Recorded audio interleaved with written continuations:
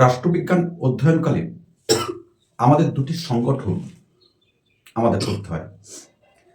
তার মধ্যে একটি হচ্ছে ইউএনও, সম্মিলিত জাতিপুঞ্জ, আরেকটি সংগঠন হলো সার্ক, 200 কয়েদের SAARC।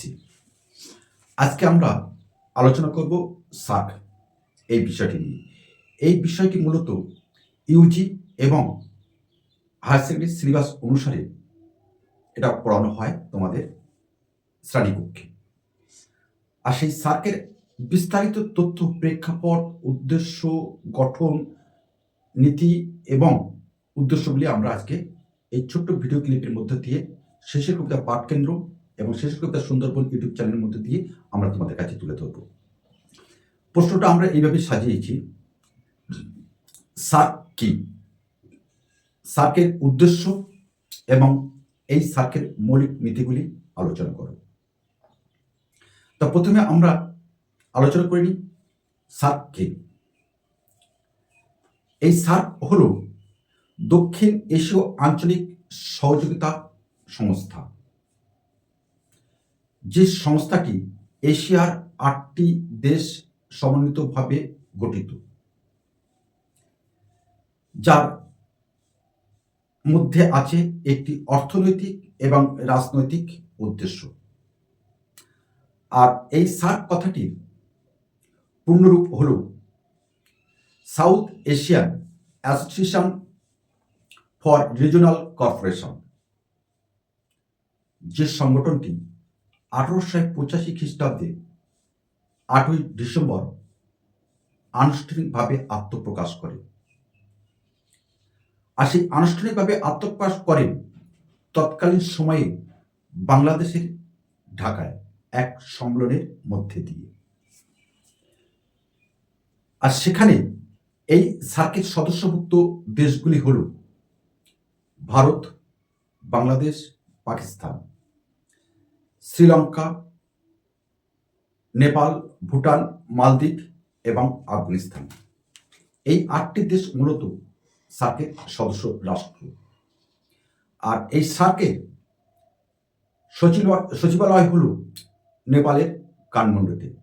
এর মধ্যে কিন্তু 3টি ছোট প্রশ্ন তোমাদের 2 নম্বরে রয়ে গেল রাষ্ট্রবিজ্ঞানের ক্ষেত্রে।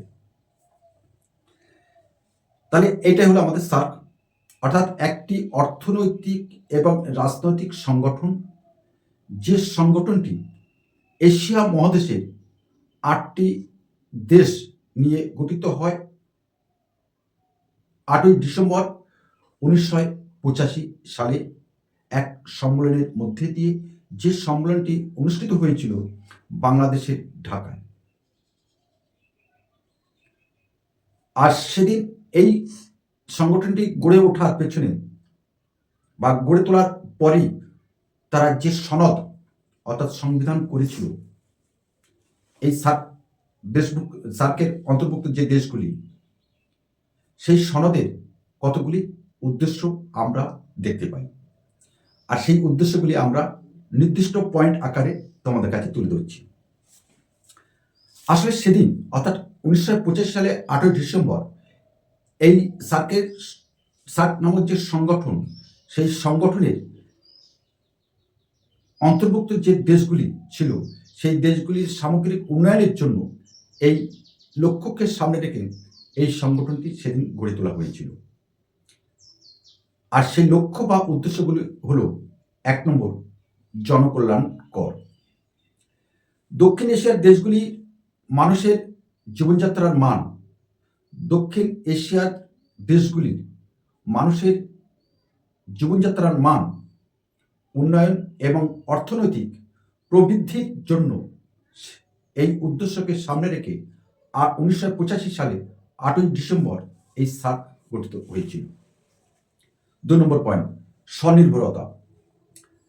সার্কের সদস্যভুক্ত দেশগুলি মধ্যে যাতে করে সেই দেশগুলি আত্মনির্ভরশীলতা হয়ে উঠতে পারে, এই উদ্দেশ্য নিয়ে সার্ক গঠিত হয়েছিল 1985 খ্রিস্টাব্দে। 3 নম্বর পয়েন্ট, পারস্পরিক বিশ্বাস।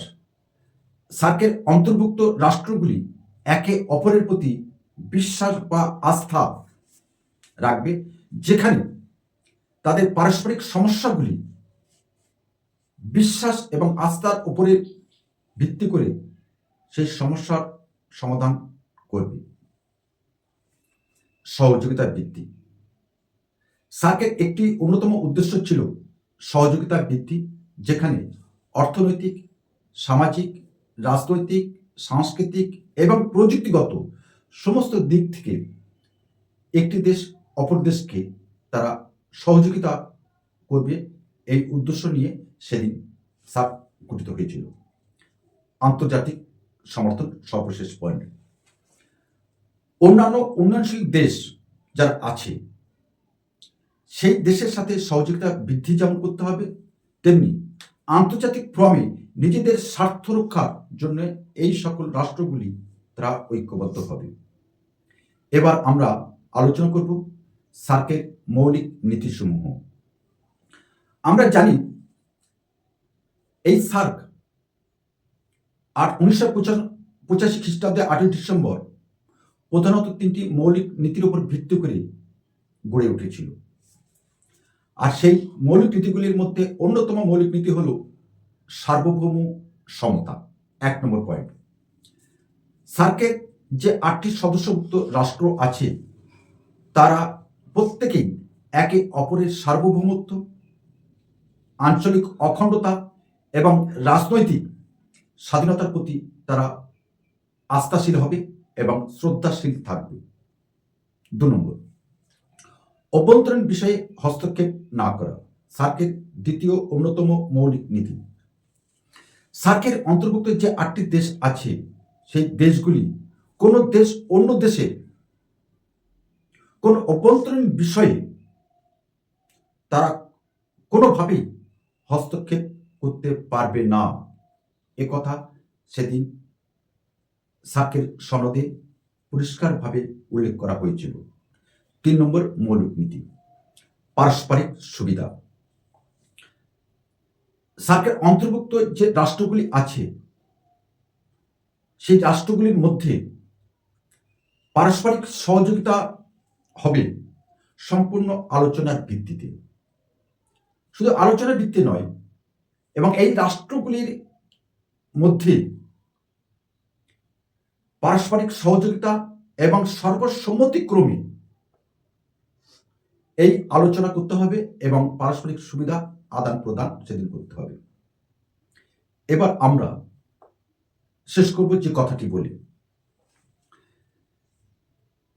1985 সালে 8 ডিসেম্বর সার্কের যে সনদ অর্থাৎ সংবিধান গঠিত হয়েছিল সেই সনদে সেদিন স্পষ্টভাবে বলা হয়েছে দ্বিপাক্ষিক এবং বিতর্কিত রাজনৈতিক কোনো বিষয়ে সার্কে স্থান পাবে না।